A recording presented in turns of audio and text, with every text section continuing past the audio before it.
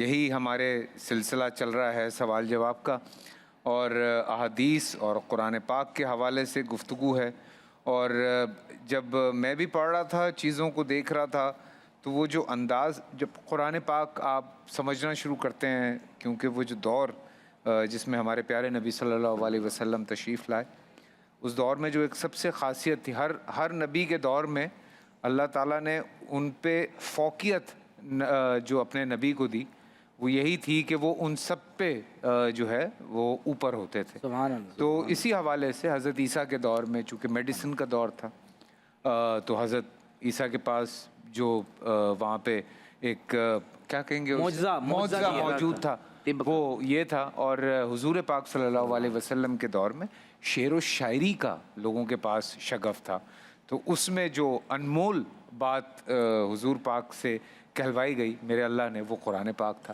تو یہ ایک اتنی خوبصورت چیز ہے یہ، تو وہ لوگوں کو انڈرسٹینڈ نہیں ہوتا نا، وہ آج کل لوگ اس بات کو سمجھتے نہیں ہیں کہ اس دور میں کس طرح کی گفتگو ہوتی ہوگی۔ اگر ہم چند سال پیچھے جاتے ہیں اپنے ہی خطے میں، اور جب اردو کی بات کی جاتی ہے تو اردو کس طرح بولی جاتی تھی، کس طرح ان کے لفظ جو ہیں وہ استعمال ہوتے تھے، آج ہم تو بالکل ہی سلینگ پہ چلے گئے نا، مطلب بالکل ہی کر کے بول دیتے ہیں۔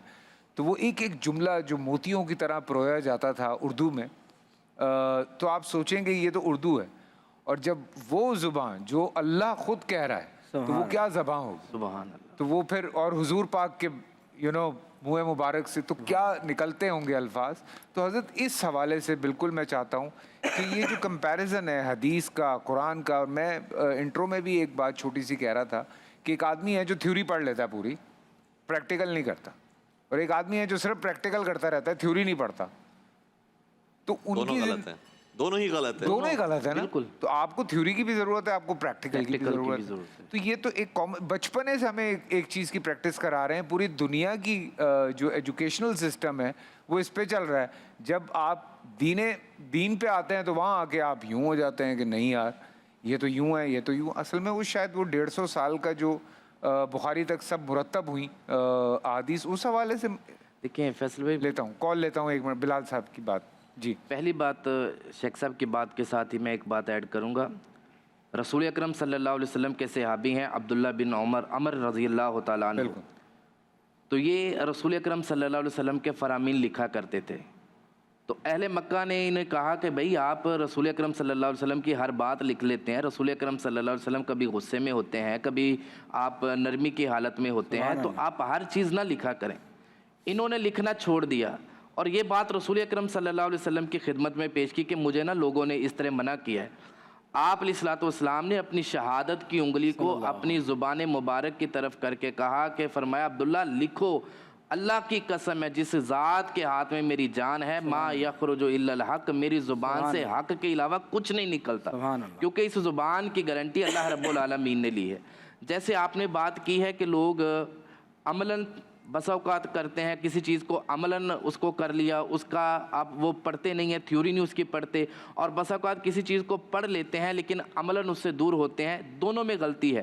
رسول اکرم صلی اللہ علیہ وسلم کے ایک صحابی، ایک دن آپ مسجد میں تشریف فرما تھے، رسول اکرم صلی اللہ علیہ وسلم کے صحابی نماز سے لیٹ ہو گئے، وہ آئے مسجد میں اور انہوں نے آ کے نماز پڑھی، نماز پڑھ کے جب جانے لگے نا آپ سے ملے، آپ نے فرمایا ارجع فصلی فإنک لم تصلی، واپس جائیں دوبارہ نماز پڑھیں، اب آپ نے ابھی نماز نہیں پڑھی۔ حالانکہ صحابہ کرام موجود ہیں، ان کے سامنے وہ صحابی نماز پڑھ کے آئے ہیں، آپ نے کہا واپس جا کے نماز پڑھیں۔ اللہ، تو صحابی نے کوئی بات نہیں کی، چونکہ چنانچہ اگرچہ مگرچہ حضور میں ابھی پڑھ کے آیا ہوں، نہیں، حکم آ گیا فوراً چلے گئے۔ مصور کھینچ وہ نقشہ کہ جس میں ایسی صفائی ہو، ادھر فرمان نبوی ہو، ادھر گردن جھکائی ہو، فوراً آمنا وصدقنا، جا کے پھر نماز پڑھی۔ پھر جب واپس آئے آپ نے پھر آپ سے ملے، آپ نے کہا ارجع فصلی فإنک لم تصلی، پھر جائیے نماز پڑھیے۔ تیسری مرتبہ جب بھیجا نا تو پاس بیٹھ کے کہنے لگے اللہ کے محبوب پیغمبر ابھی نا مجھے غلطی کی سمجھ نہیں آئی، آپ مجھے بتا دیں میری غلطی کہاں ہے۔ تو رسول اکرم صلی اللہ علیہ وسلم نے انہیں بتایا جب نماز پڑھیں ٹھہر ٹھہر کے آرام سکون کے ساتھ نماز پڑھیں، جلدی نہیں کرنی۔ اس انداز میں نماز پڑھیں کہ جب آپ رکوع میں ہوں آپ کی کمر بالکل سیدھی ہو، حتیٰ کہ جسم کا ہر جوڑ جو ہے وہ صحیح حالت پہ پہنچ جائے. جب آپ رکوع سے کھڑے ہوں تو بالکل اطمینان اور سکون کے ساتھ کھڑے ہوں. یہ رسول اکرم صلی اللہ علیہ وسلم اس صحابی کو بتا رہے ہیں. یعنی صحابی کو نماز کا طریقہ تو پتہ تھا لیکن وہ عملاً ان سے تھوڑی سی بھول ہو گئی. اسی کے اوپر رسول اکرم صلی اللہ علیہ وسلم نے فرمایا کہ آپ نے ابھی نماز نہیں پڑھی.